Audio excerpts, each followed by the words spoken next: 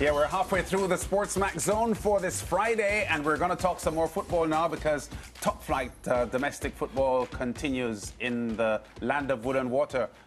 Actually returns for the Jamaica Premier League this Sunday as the Wren Nephew Championship will reopen its doors to 14 teams. Your home of champions, SportsMax, will have you covered with action all season long.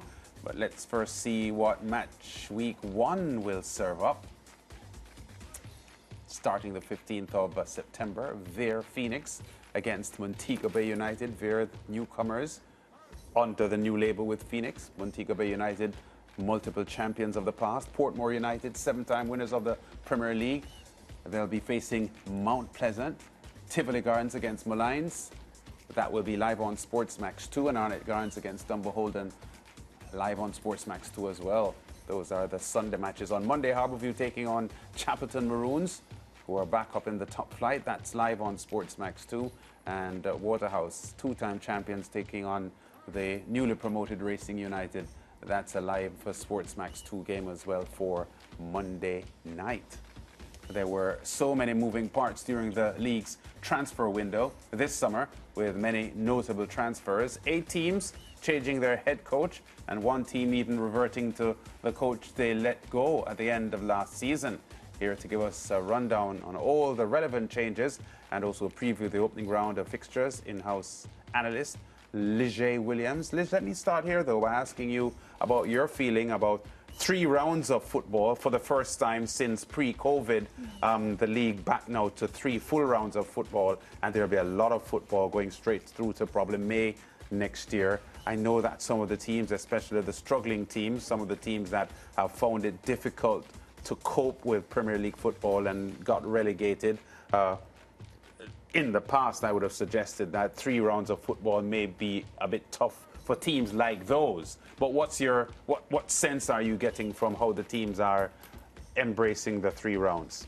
Well, I'm not hearing anything negative about it so far, but you are right, especially over the past 2 seasons we've seen towards the end of the season, especially because it's been a newly promoted teams getting relegated for the past couple of seasons. And then by the time we hit probably 3 or 4 match weeks left, we see the team struggling to field teams. So yes. I think it will be tough eventually as the time goes on, because 39 games is a lot. You have to bear in mind that most teams across Europe don't play that much. They don't play that much in any of Europe's top 5 leagues. So, and that's just the regular season. You have to bear in mind that teams could go on to play a further 5 games in the playoffs. Right. So it's a lot of football akin to what you would see in the English Championship. So I think that it's a lot of football, as I said, but I would love to see how teams handle it. But one thing that I'm pretty glad about that we're seeing so far, because we're going to touch on the transfers, is that both of the newly promoted teams, I think, have invested pretty well, and they'll have pretty strong teams going into this season. Yeah, and what about the combination now of Vere, a team that has been in the Premier League for some time, previously under the name Jamalco, now partnering with Phoenix and Craig Butler? How much do you think they will benefit from this partnership? I think they'll benefit quite a lot, not necessarily only on the field, but off the field as well. You know, people are focusing mainly on, you know, just the promises of, you know, Craig Butler and all of his players coming into the team, but it's also the promise of better infrastructure down by Jamalco as well, where Vere play their football. So I think it will be a very positive change.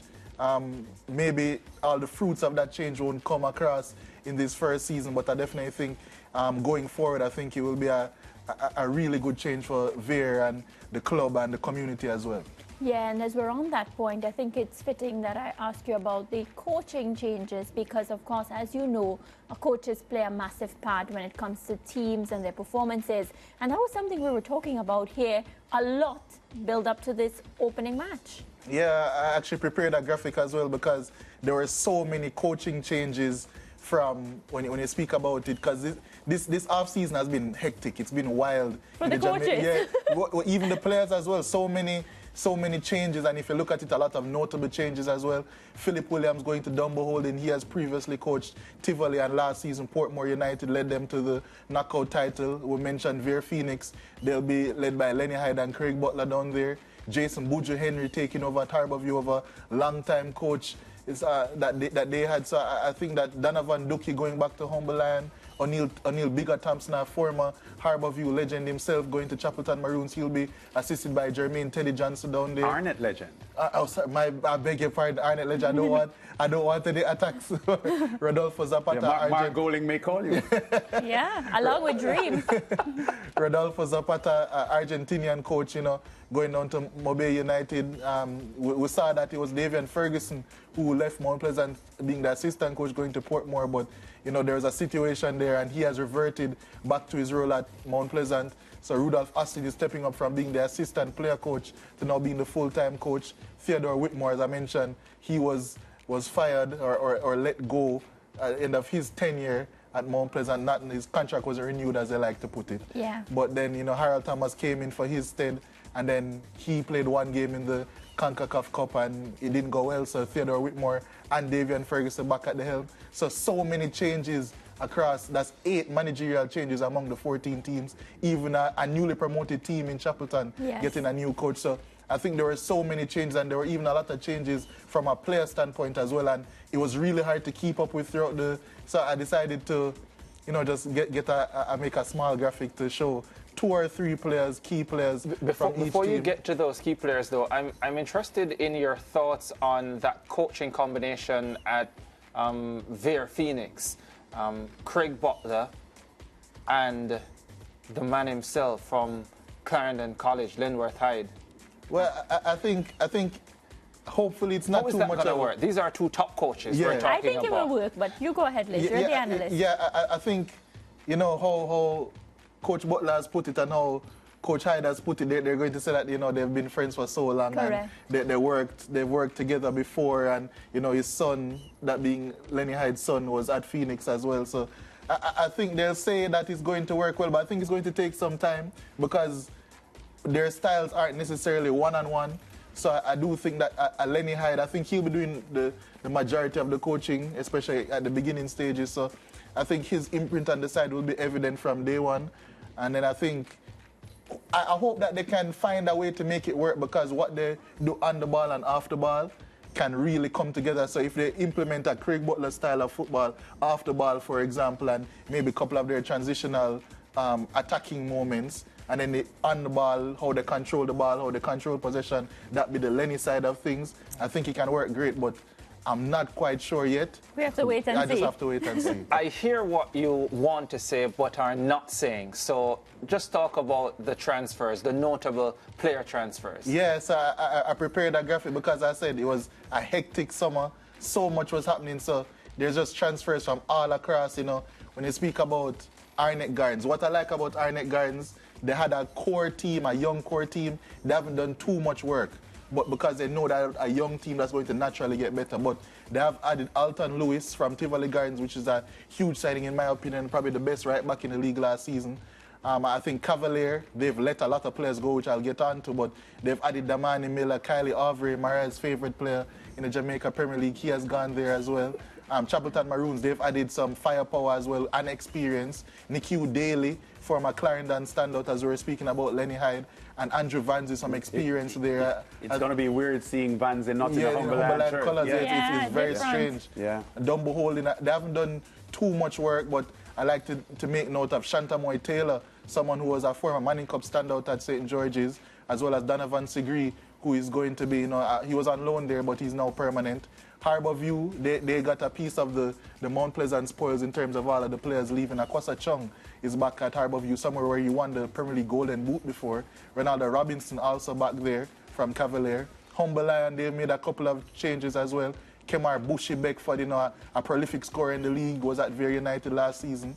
He's now gone to Humber Lion, and Peter Harrison from Malines, I think that's a pretty good keeping change, seeing that they lost Roger Williams to Arnett Gardens. And then when Mobile United now, for some teams I put in 3 players.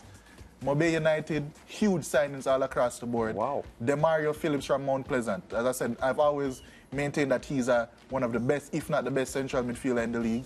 Shanil Thomas, an exceptional striker from Cavalier, has won the league twice. Aaron Enil, Trinidad and Tobago's top keeper in their league, has come across to Montego Bay United. Mount Pleasant, you really could put around 10 players here. They've signed over 60 players in the last 3 seasons. Yeah. But 3 key players, Alex Marshall from Portmore United, Kyle Ming, someone who was captain Cavalier and won 2 titles with them as well.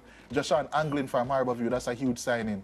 Portmore United, I think, I have to feel a little bit bad for their players because they went there under the thought that they were going to be coached by Davian Ferguson. A lot of Mount Pleasant players going over there, such as Ramon Howell, Tyreek Zimines as well, who was abroad and has now gone to Portmore United.